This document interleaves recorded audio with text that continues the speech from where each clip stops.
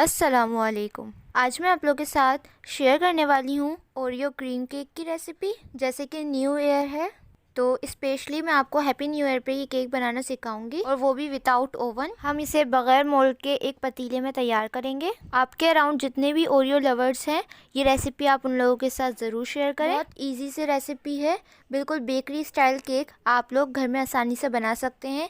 Happy new year पे इस cake को लाजमी ट्राई कीजिएगा, या फिर अपने फ्रेंड्स और फैमिली के बर्थडे पे भी आप इसको लाजमी ट्राई कर सकते हैं। बस आपने वीडियो एंड तक देखनी है। तो आइए इसे स्टार्ट करते हैं।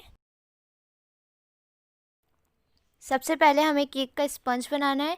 स्पंज में एक पतीले में तैयार करूँगी। मेरे पास इस तरह का सॉस पैन है। अगर आपके पास 6 इंच का कोई भी पैन हो, मोल्ड हो या फिर कटोरी हो, उसमें आप इसको बेक कर सकते हैं। तो सबसे पहले हम इसको ग्रीस कर लेंगे। मेरे पास सॉस पैन था तो मैं इसीलिए इसमें कर रही हूँ। आप किसी भी चीज़ में इसको ग्रीस कर सकते हैं, बस वो 6 इंच का होना चाहिए। अब इसे ऑयल, बटर या फिर घी से ग्रीस कर दें। यहाँ पे मैं बटर पेपर का इस्तेमाल नहीं कर रही हूँ, क्योंकि कुछ लोगों के पास अवेलेबल नहीं होता, तो वो आसानी से बगैर बटर पेपर के भी बना सकते हैं। मैंने इसको घी से ग्रीस किया है। अब इसके अंदर 1 tablespoon cocoa powder add करेंगे। जिस तरह मैं घी के साथ मैदा यूज़ करती हूँ, यहाँ पे आपने चॉकलेट केक के लिए कोको पाउडर यूज़ करना है, क्योंकि जब केक बेक हो जाता है तो उसके ऊपर घी और मैदे की एक वाइट सी लेयर आ जाती है, जो चॉकलेट केक में बिल्कुल अच्छी नहीं लगेगी। पैन हमारा रेडी है। यहाँ पे हमने बटर मिल्क बनाने के लिए एक प्याली में दूध लिया है। उसके अंदर हम ऐड कर देंगे 1 टीस्पून विनीगर, और आपने इसको ऐसे ही छोड़ देना है। इसको बिल्कुल भी मिक्स नहीं करना। ये थोड़ी देर बाद खुद ही थिक हो जाएगा और कर्डल फॉर्म में आ जाएगा। इस तरह से हमारा बटर मिल्क रेडी है।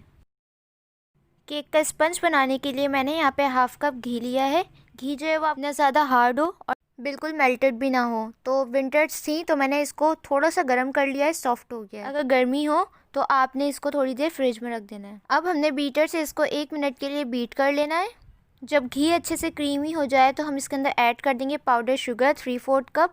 ये पूरी 1 कप नहीं है, हाफ कप से थोड़ी सी ज़्यादा है। अगर आपके पास पाउडर शुगर नहीं है तो आप ग्राइंडर के अंदर रेगुलर शुगर को पाउडर कर सकते हैं और फिर उसको यूज़ कर सकते हैं। शुगर ऐड करने के बाद हल्का सा मिक्स करेंगे और फिर बीटर से 1 मिनट के लिए इसको बीट कर लेंगे। अगर आप लोग के पास बीटर नहीं है तो आप हैंड विस्क की मदद से भी कर सकते हैं, बस थोड़ा सा टाइम ज़्यादा लगता है। 1 मिनट बीट किया है और ये बिल्कुल क्रीमी फॉर्म में आ गया है, ये आप देख सकते हैं। आप इसको बटर में भी बना सकते हैं और ऑयल में भी बना सकते हैं, लेकिन बटर और घी में ही इसका फ्लेवर ज़्यादा अच्छा आता है। जब घी और चीनी अच्छे से क्रीमी हो जाए तो हम इसके अंदर अंडा ऐड कर देंगे। एक वक्त में 1 अंडा शामिल करेंगे और फिर इसको अच्छे से बीट कर लेंगे। 1 अंडा शामिल करने के बाद इसको 1 मिनट से ज़्यादा बीट ना करें। अब दूसरा अंडा शामिल करेंगे और फिर इसको दोबारा से अच्छे से बीट कर लेंगे। अंडे जो हैं वो रूम टेम्परेचर पे होने चाहिए। बस हमने इसके अंदर 2 ही अंडे ऐड किए हैं। दूसरे अंडे को बीट करने के बाद हम इसके अंदर वनीला एसेंस ऐड कर देंगे 1 टीस्पून, ताकि अंडों की स्मेल ना आए। इसको डालने के बाद 30 सेकंड्स के लिए दोबारा से बीट कर लेंगे। इसको बीट करने के बाद हम इसके अंदर ऐड करेंगे मैदा। मैदा मैंने यहाँ पे 3/4 कप लिया है, 1 कप से कम है ये। मैदा ऐड करने के बाद हम इसके अंदर 1/4 कप कोको पाउडर ऐड कर देंगे। कोको पाउडर ऐड करने के बाद मैंने बेकिंग पाउडर 1 टीस्पून ऐड किया है। साथ में बेकिंग सोडा ऐड करेंगे 1/2 टीस्पून। अब इन सारी चीज़ों को एक साथ छान लें। छानने से मैदा जो है वो बिल्कुल लाइट हो जाता है और फिर हमारा केक बिल्कुल फ्लफ़ी बन के तैयार होता है। तो हमेशा बेकिंग के अंदर मैदे को छान के यूज़ करें। मैदा, कोको पाउडर ऐड करने के बाद हम इसके अंदर बटर मिल्क ऐड करेंगे थोड़ा थोड़ा करके, और फिर इसको स्पैचुला की मदद से पहले अच्छे से मिक्स कर लेंगे, क्योंकि जब हम बीटर यूज़ करेंगे तो मैदा फिर बहुत उड़ेगा। बटर मिल्क आप देख सकते हैं कि हमारा कितना थिक हो गया है और कर्डल फॉर्म में आ गया है। तो आप भी घर पे आसानी से बटर मिल्क तैयार कर सकते हैं। यहाँ पे बाकी का बचा हुआ बटर मिल्क भी ऐड कर देंगे हम इसके अंदर और इसको अच्छे से मिक्स कर लेंगे। मिक्स करने के बाद हम इसको बीटर की मदद से 2 से 3 दफ़ा बीट कर लेंगे, ताकि जितने भी लम्स हों वो आसानी से ख़त्म हो जाए। बीट करने के बाद हम स्पैचुला की मदद से इसकी साइड्स साफ़ कर लेंगे। अब हम इसके अंदर ओरियो बिस्किट्स का पाउडर ऐड कर देंगे, जिससे इसके अंदर एक ओरियो का फ्लेवर आ जाएगा। 4 टेबल स्पून ओरियो बिस्किट्स का पाउडर ऐड किया है, बिल्कुल फाइन पाउडर होना चाहिए, और इसे स्पैचुला की मदद से अच्छे से मिक्स कर लेंगे।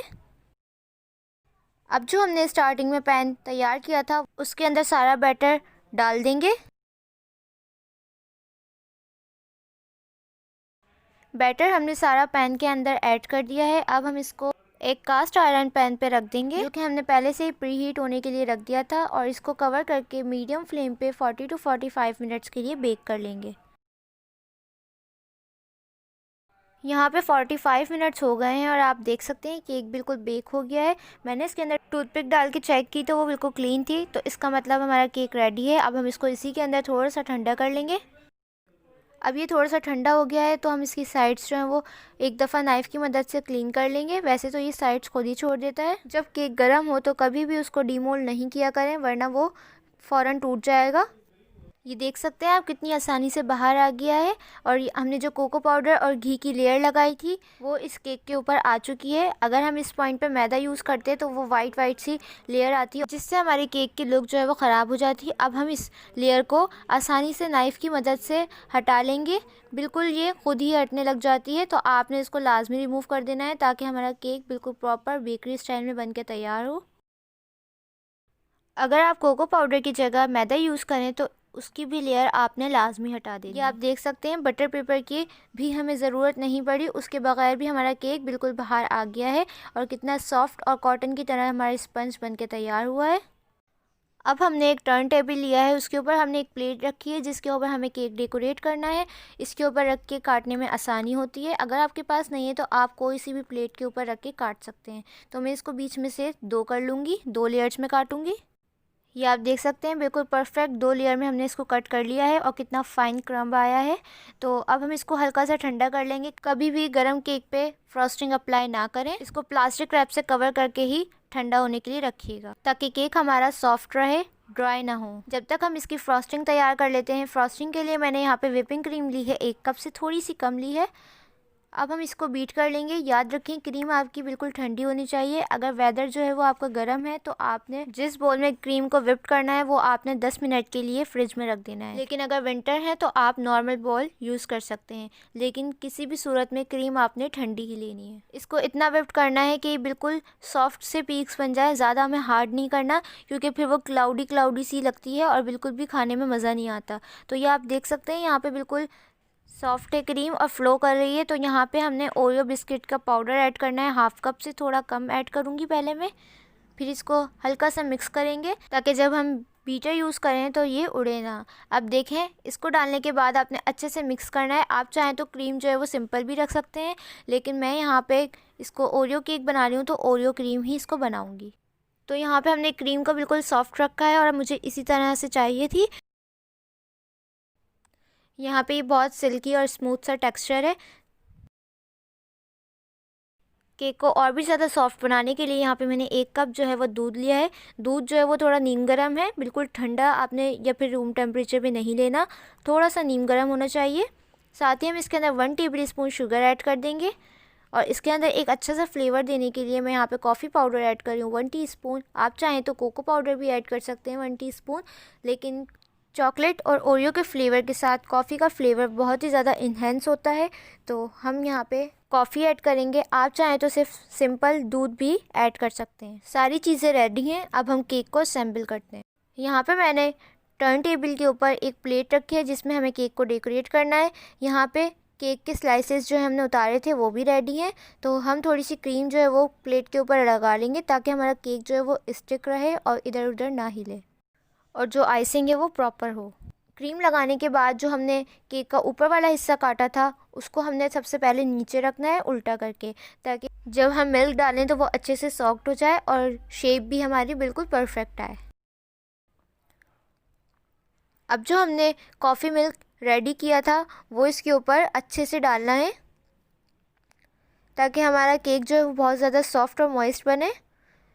जितना आप डाल सकते हैं, आपने यहाँ पे अच्छी तरह से इसको सोक कर देना है पूरे लेयर को। मैंने यहाँ इसको अच्छी तरह से सोक कर दिया है। अब जो हमने फ्रॉस्टिंग तैयार की थी वो हम इसके ऊपर अप्लाई करते हैं। साथ ही यहाँ पे मैंने केक को फिनिशिंग देने के लिए पैलेट नाइफ़ ली है। पैलेट नाइफ़ से अच्छी तरह से ये प्रॉपर आइसिंग लग जाती है। अगर आपके पास नहीं है तो आप कोई सी भी नाइफ़ यूज़ कर सकते हैं या कोई स्पैचुला भी यूज़ कर सकते हैं। तो हम यहाँ पे एक लेयर क्रीम की लगा देंगे, अच्छी तरह से इसको स्प्रेड आउट कर देंगे। अच्छी तरह क्रीम की लेयर लगाने के बाद हम इसके अंदर 1 table spoon chocolate chip add कर देंगे, जो कि पूरी तरह से ऑप्शनल है। अगर आपके पास नहीं है तो आप ओरियो का क्रम्ब भी ऐड कर सकते हैं या फिर इसको स्किप भी कर सकते हैं। साथ ही हमने जो नीचे वाला पार्ट था वो ऐड कर देना है ऊपर की तरफ, ताकि प्रॉपर हमारी एक शेप आए। अब हम सेम प्रोसेस यूज़ करेंगे। कॉफ़ी मिल्क इसके अंदर अच्छा खासा हमने ऐड करना है। अब हम अच्छी तरह से इसकी आइसिंग लगाएंगे। क्रीम की अच्छी खासी हमने इसके अंदर लेयर लगानी है। जहाँ जहाँ पे आपको लगे कि क्रीम जो है वो कम है तो आपने वहाँ पे अप्लाई कर देनी है। साइडों में भी अच्छी तरह से आपने इसको लगाना है। पैलेट नाइफ़ का जो बीच वाला पोर्शन होता है इस पर आपने फिंगर रखनी है और अच्छी तरह से आपने इसको स्प्रेड आउट कर देना है।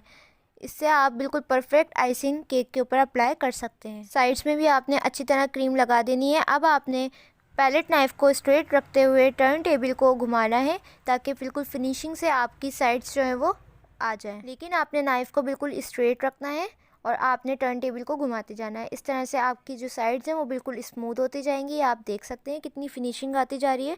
लेकिन आपने पहले एक अच्छी सी लेयर लगानी है क्रीम की, फिर आपने फिनिशिंग देनी है।